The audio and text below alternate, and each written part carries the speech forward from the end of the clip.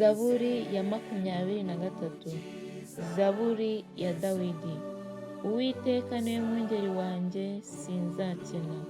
Andyamisha mu cyanya cy'ubwatsi bubisi, anjyana iruhande rw'amazi adasuma, asubiza intege mu bugingo bwanjye, anyobora inzira yo gukiranuka ku bw'izina rye. Naho nanyura mu gikombe cy'igicucu cy'urupfu, sinzatinya ikibi cyose, kuko ndi kumwe nawe. Inshyimbo yawe n'inkoni yawe ni byo bimpumuriza.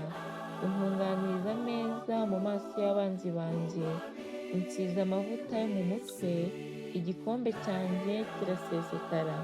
Ni ukuri kugirirwa neza n'imbabazi bizanyuma y'iminsi yose nkiriho, nanjye nzaba mu nzu y'Uwiteka iteka ryose. Haleluya.